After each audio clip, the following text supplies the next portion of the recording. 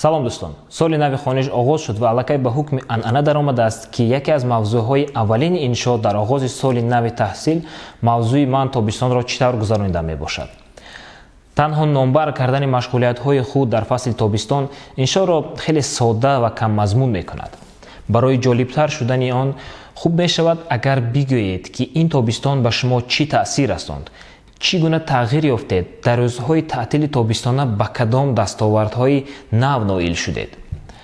шояд ба назар мушкил намояд, аммо ин кор дар асл хеле осон аст. эҳтимол шумо калимаи достонсароӣ ё шакли англисӣ он storytellingро шунидаед. биёед барои ҷолиб шудани иншо аз он истифода мебарем. ин наворо то охир тамошо кунед, чунки пас аз қисмати асосӣ ман ба шумо дар бораи як сирре мегӯям ки бо истифодаи storytelling алоқаманд аст. хуб, тасаввур кунед ки дар фасли тобистон шумо ба ду кори асосӣ машғул будед. дуто китоб хондед ва дар курсҳои забони англисӣ иштирок кардед. барои навиштани иншои худ ин қадамҳоро амалӣ намоед. қадами якум: пеш аз ҳама худро ҳамчун қаҳрамони ҳикоя тасаввур кунед. қадами дуюм: муайян кунед ки шумо чӣ гуна мушкилот доштед ва чӣ гуна он фаъолияте ки тобистони худро барои он сарф кардед ба шумо кӯмак кард ки он мушкилиҳоро бартараф кунад. масалан, дар ибтидои сол шояд шумо узви клуби мубоҳисавӣ шуда будед ва дар он бояд дар мубоҳисаҳо бо забони англисӣ иштирок мекардед. аммо каме баъд пай бурдед ки ду чиз барои шумо душвор аст: дуруст асоснок намудани фикри худ ва гуфтугӯ бо забони англисӣ. иншои худро бо тафсилоти ҳамин мушкилот ва муҳити ин бозиҳо оғоз намоед, то ин ки хонанда мушкилоти шуморо эҳсос кунад ва худро дар фазои он мубоҳисаҳо тасаввур карда тавонад. дар қадами сеюм, роҳи ҳалли мушкилоти худро тавсиф кунед. масалан, шумо ба хулоса омадед ки бояд китобҳои махсусро дар бораи асосҳои мубоҳиса мутолиа намоед ва дуюм курсҳои иловагии забони англисиро гузаред. метавонед дар бораи мундариҷии китобҳои хондаатон ва курсҳои иштирок кардаатон мухтасар нақл кунед. мегузарем ба қадами чорум. дар ин ҷо шумо метавонед каме дар бораи чизҳои дигаре ки дар давоми тобистон кардед илова кунед, аммо кӯшиш намоед ки аз мавзӯи асосиятон дур наравед. шояд бегоҳиҳо футбол боз мекардед, ба назди бибиятон ба деҳа рафтед ё дар вақти холӣ барномаҳои телевизиониро тамошо мекардед. мушкил нест. онро ба фаъолияти асосии худ пайваст кунед. масалан, метавонед бинависед ки шумо 24 соат танҳо бо хондани китобҳову иштирок дар курсҳои забони англисӣ машғул набудед, балки фаъолияти ақлониро бо фаъолияти ҷисмонӣ пайваст кардед, зеро ин ҳам барои саломатӣ, ҳам барои омӯзиш муфид аст. аз ин рӯ ҳатто дар телевизион ба ҷои барномаҳои муқаррарӣ ба тамошои барномаҳо ва филмҳо бо забони англисӣ шурӯъ намудед. ҳамин тариқ ҳам истироҳат мекардед ва ҳам омӯзишро давом медодед.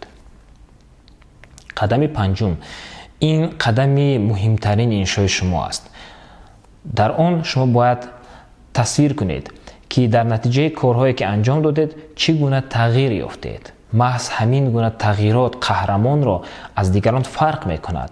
дар ибтидои ҳикоя ва дар охири он қаҳрамон ҳамавақт гуногун аст, ӯ тағйир меёбад. дар мисоли мо шумо метавонед ҳамчун қаҳрамони ин ҳикоя бинависед ки дар натиҷаи китобҳои хондаатон ҳоло сохтори баҳсҳоро хубтар дарк мекунед, тафаккури интиқодии шумо назар ба пештар хубтар инкишоф ёфтааст ва сатҳи дониши забони англисиятон фарз кардем аз элементари то преинтермедиат баланд шуд. нишондиҳандаи асосӣ ин аст ки шумо ҳоло дар мусобиқаҳои мубоҳисавӣ иштирок мекунед ё аллакай дар онҳо ягон ҷои намоёнро гирифтаед. инро низ дар иншои худ ҳатман инъикос намоед, то ки хонанда тағйироти шуморо тасаввур карда тавонад. ниҳоят, дар қадами шашум каме хулосаҳои худро нависед. масалан, метавонед бигӯед ки ҳангоми назар кардан ба ин 3 моҳи паси саршудаи тобистон ва фаъолияти худ дар ин давра ба чӣ хулоса омадед ва ё дар бораи нақшаҳои худ барои соли нави хониш гуфта гузаред. метавонед бинависед ки дар ояндаи наздик кадом ҳадафҳои дигарро дар назди худ гузошта ва ба он ноил шудан мехоҳед. шояд шумо такмил додани забони англисӣ худро идома медиҳед ва ё ба ҷоми мусобиқаи мубоҳисавии минтақавӣ ноил шавед. интихоб аз шумост. ин буд сохтори содда кардашудаи сторителлинг барои навиштани иншоҳо. тавре ки шумо мебинед, сохтори иншо хеле содда аст. дарк намоед ки шумо қаҳрамони асосии иншоятон ҳастед. монеаҳоеро ки дар роҳи шумо меистоданд тавсиф кунед.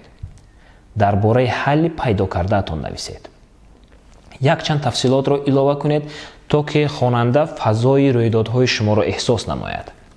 нишон диҳед ки шумо дар ин давра чӣ гуна тағйир ёфтед ва ниҳоятан хулосаҳои худро ба хонанда бигӯед. умедворам ки чунин иншо пеш аз ҳама ба худи шумо писанд меояд ва имкон медиҳад ки ба ҳаёти худ на танҳо ҳамчун як маҷмӯи далелҳо ва иттилоот niгаред, балки онро ҳамчун як саёҳати ҳаяҷонбахш бубинед. душвориҳое ки ба миён меоянд, онҳоро ҳамчун мушкилот надида ғамгин нашавед, балки ҳамчун як чолишҳо қабул кунед, ба онҳо ғолиб бароед. муҳим он аст ки ба худ бовар кунед. мо ба шумо бовар дорем. барори кор. ба канали мо обуна шавед, ба навори мазкур лайк монда ба дӯстони худ фиристед. дар шарҳ нависед ки наворҳои навбатиро боз дар кадом мавзӯъҳо дидан мехоҳед. то боздид. инак он сирре ки ман ваъда додам ки дар охир мегӯям.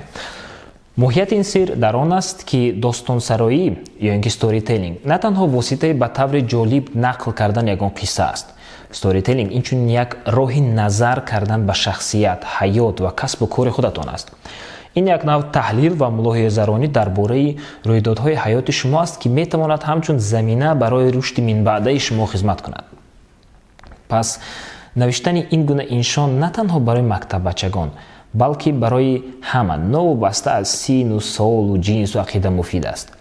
ин кор ба шумо кӯмак менамояд ки таъсири рӯйдодҳои гуногунро ба шахсият ва ҳаёти худ дарк намоед. муайян кунед ки то чӣ андоза коре ки мекунед барои шумо писанд ва муҳим аст, ё ин ки вақти тағйир додани чизе расидааст. ҳамин гуна мо имрӯз на фақат дар бораи сохтори иншо гап задем, балки яке аз усулҳои рушди шахсиро низ дида баромадем. ба канали мо обуна шавед, то ки аз нашри наворҳои навбатӣ ба зудӣ огоҳ шавед. то боздид.